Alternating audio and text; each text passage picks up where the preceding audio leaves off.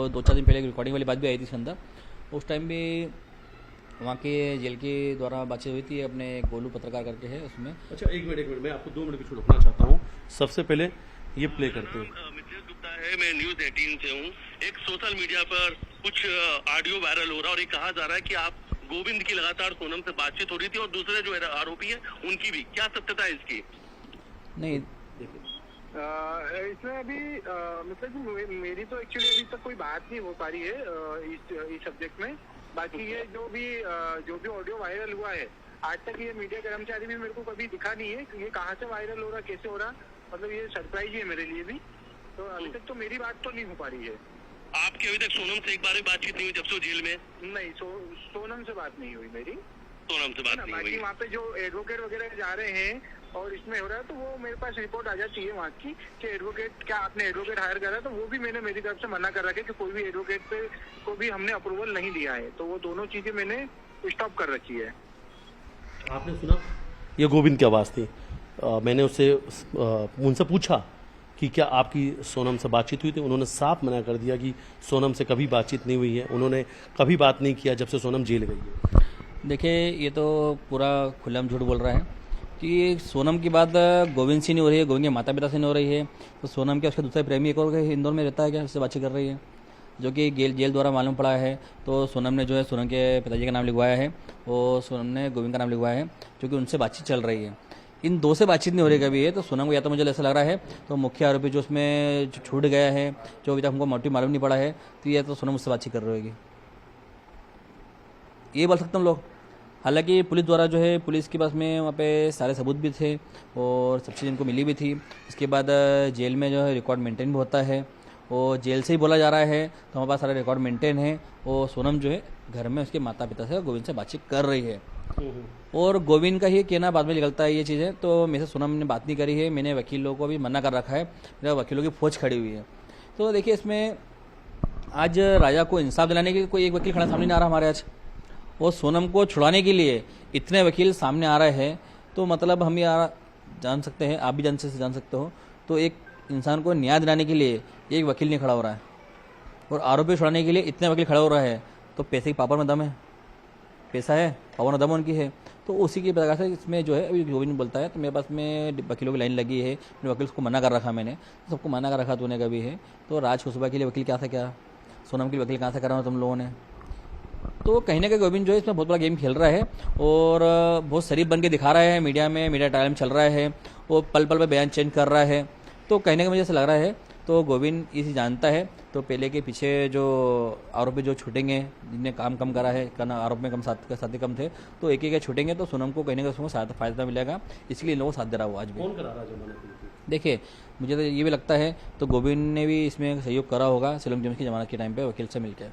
क्या coelom James, Sonam, Govind कुछ connection हो सकता है? देखिए इसमें हो सकता है अंदर कनेक्शन, क्योंकि उन्हीं के उसके आसपास उनके गोदाम में उनके पास में ही हैं और बातचीत भी हो सकती है इन लोगों की पहले हो सकती है। क्योंकि मैंने आपको पहले भी मीडिया में बोली थी मैंने, तो कोई भी मकान मालिक जो है कभी रेंट पे किराए मकान देता है, फ्लैट देता है, तो रात में नहीं देता है, रात में देता भी कभी है तो किसी परिचय के थ्रू ही देता है वो।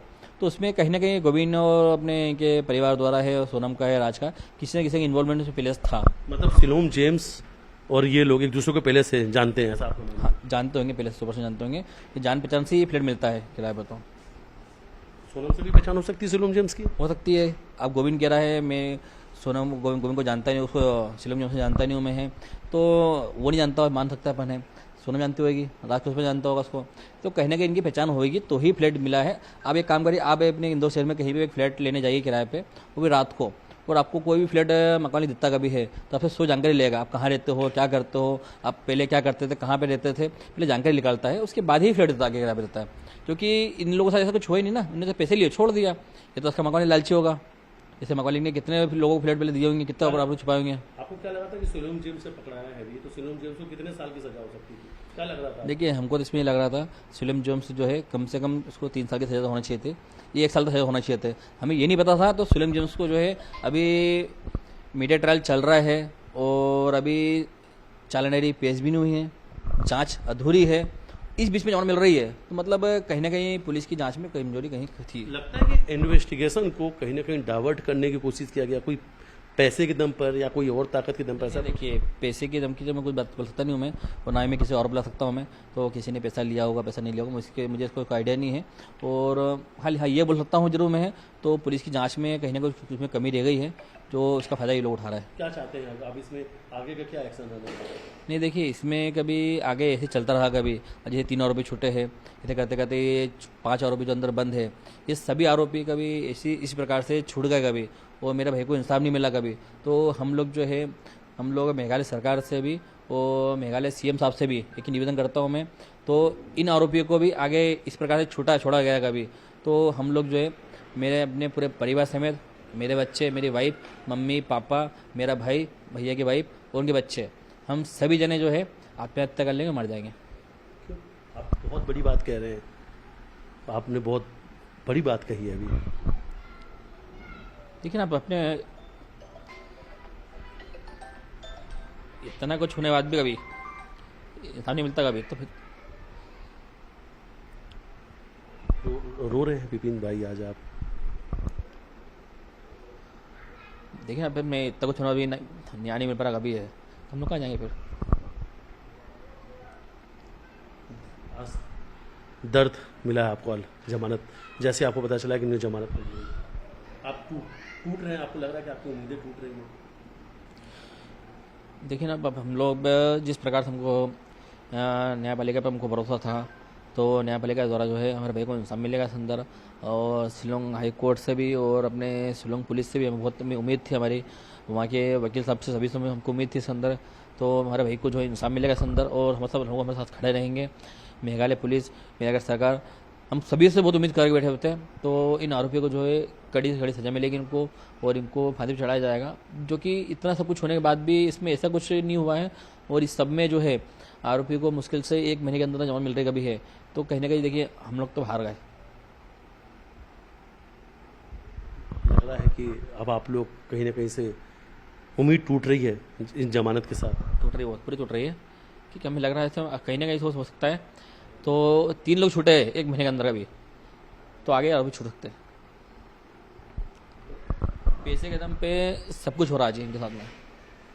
गोविंद के परिवार द्वारा जो इसमें पैसे का सपोर्ट जो है, देखिए इसमें हवाले की बात मैंने पहले भी कही थी, मैंने उस हवाले की जांच भी आज तक में कहीं पे कुछ पुलिस द्वारा नहीं की गई है, न ही इंदौर पुलिस द्वारा की गई है, न ही शिलोंग पुलिस द्वारा की गई है।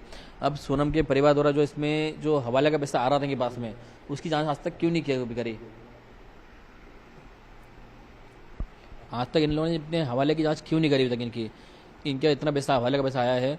अब गोविंद बोलता है मेरा काम हवाले का था ही नहीं, सोनम का था, फिर बोलता सोनम का काम भी हवाले का नहीं था, राज का था। तो ये पूरा परिवार झूठा है, मेरा तो मानना भी है।